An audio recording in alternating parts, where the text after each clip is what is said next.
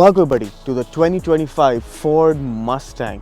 This is the second time you're probably hearing me say this in 2025 because I did drive the GT California Special not too long ago, but this one is quite different. Well, I've never driven a non-V8 powered Mustang ever, so this is a new experience because this is the much more accessible, much more budget friendly, yet still quite practical and powerful EcoBoost version. Let's see how this unique version of the Mustang is.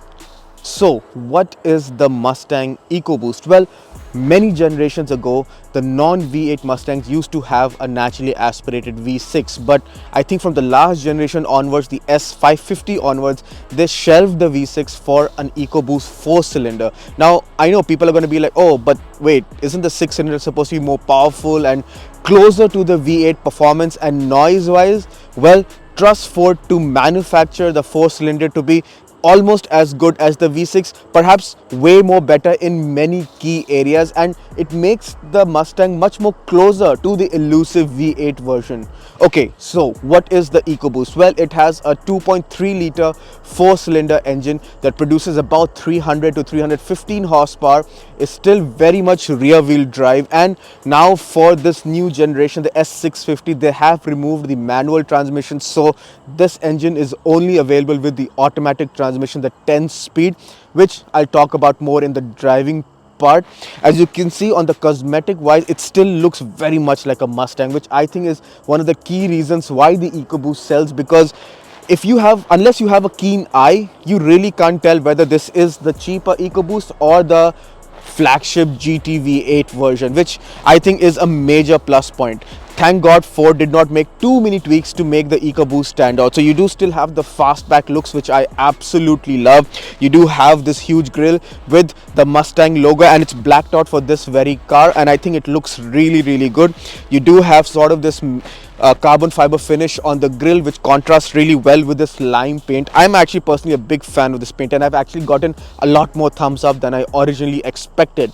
You do have blacked out wheels on this, which look a bit generic, but it works well with the paint shade. You do have a blacked out roof as well, and still the Mustang does not get a sunroof, which is a bit shocking because considering how development has moved on in the car industry, the Mustang definitely deserves a sunroof in this day and age. On the back, one of the major differences compared to the V8, aside from the GT badge on the side fender, is the absence of quad pipe. So the V8 has quad pipe, this has twin pipe, so you have single pipes on each side. This one has an active performance exhaust, so this still has quad exhaust, but the regular EcoBoost does have single pipes on each side. This has a blacked out pack, so you do have blacked out Mustang logos in the back, and this does have a minor blacked out rear lip spoiler as well. On the inside, it's the same business as the GT. So you do have the big dual screen, the speedometer, and the big screen for the entertainment with wireless CarPlay, Android Auto, a host of settings you can play on the screen, and the AC controls as well. The speedometer console still has the ability to toggle through various types of speedometer displays you want, so you can choose the retro ones, the SVT Cobra, or even the Fox body one, which I think is a very cool gimmick and something I'll never grow tired of. The seats are very comfortable, very GT laid back, and you can do a lot of kilometers, which I've actually done with this car, and I've come very impressed with how comfortable the ride and the seat is. In the back, you can still take some adults for shorter journeys, but it is definitely a bonus. The boot is really big, so I had the convertible in the California Special, and I felt that the boot was a bit compromised for the convertible, but if you do get the coupe, the boot is really big and surprisingly more practical than you'd ever expect a coupe to be. Now, the driving part. I'm now behind the wheel of the 2025 Ford Mustang EcoBoost, so let's get the numbers out of the way. This has a 2.3 liter turbocharged 4-cylinder EcoBoost engine. Well, the EcoBoost name has gotten so many awards in its 6-cylinder, guys. So the 4-cylinder, well, let's see how it is. For 2025 onwards, for this S650 generation, the EcoBoost only gets a 10-speed automatic, no manual transmission option at all. So if you are a manual lover, you have to get the GT V8. Let's see how this car drives. I already have it in drive.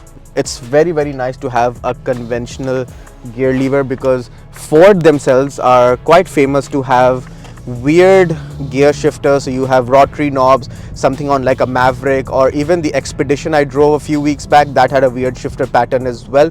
So just to have a conventional pattern, the conventional gear lever, it actually feels really nice. When you get going, you'll instantly notice that there's lots of low end torque. I don't know how Ford does it.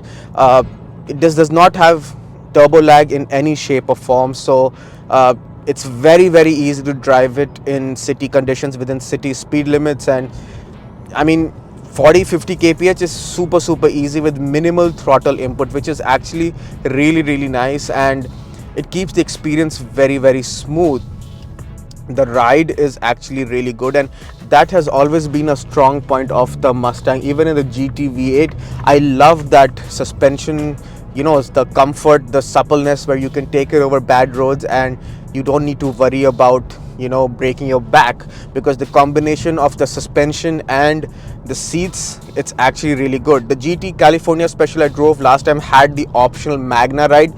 The EcoBoost does not get anything like that, and I am on a bumpy road, but I do not feel anything at all. This is running on, I think, 19 inches or 20 inches wheel size, but there is so much thickness in the profile that it hardly translates into anything. I have been taking this on the highway and it just cruises so well.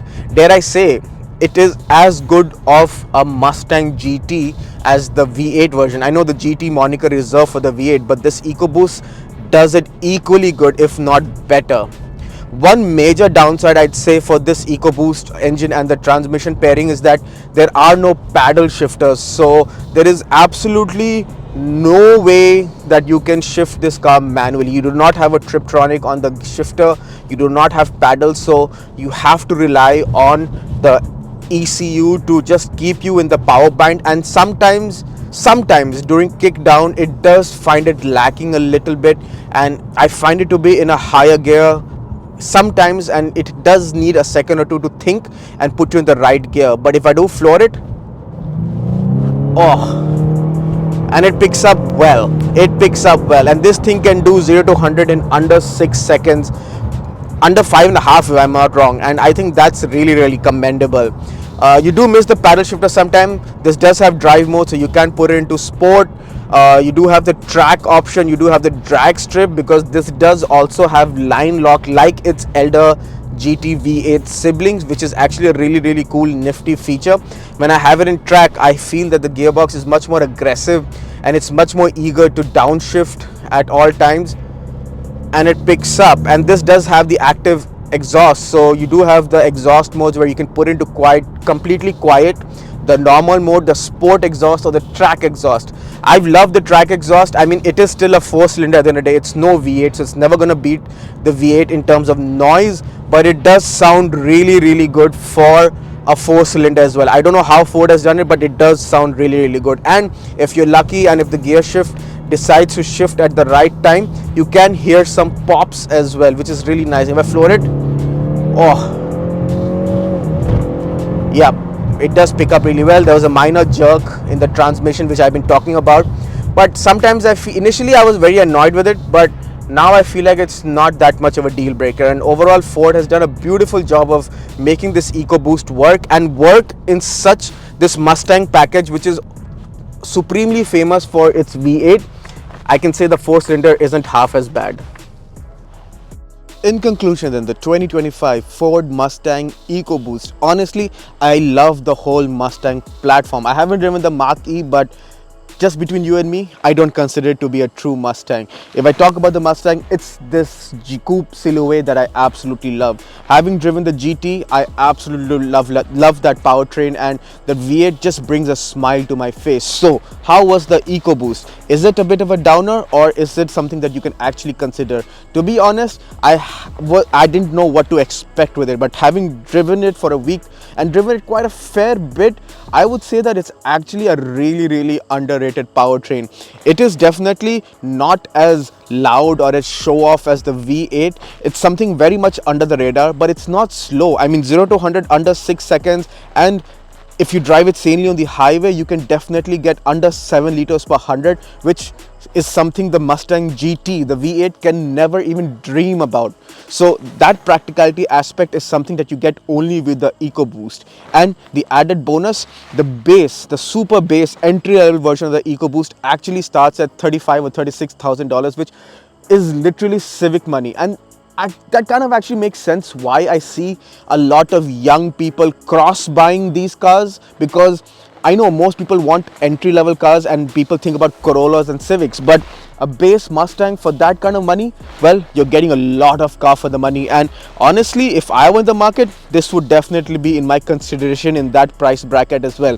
This very car, however, is about 55k. So this does have about 8k of options, which is the dark package. You see the blacked out spoiler, the blacked out Mustang logos all around. That's about a 2k option. The quad exhaust, as I said, that is about a $1,500 option. You do have the Bang & Olufsen system inside, which the GT also has.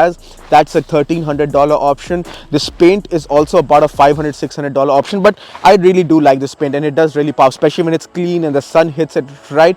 So add it all up is about 55,000. Now that is very precariously close to a base V8 GT manual Mustang. Now I know it caters to a different market because the GT is more performance oriented, something you'd really enjoy, but the EcoBoost makes much more sense in day-to-day driving. And if you just want a sensible, fast, coupe looking, comfortable car, the EcoBoost might actually make more sense than GT. And I never thought I'd say that, but having lived with both cars, the EcoBoost does hold a value of its own very well against its more powerful sibling, the GT.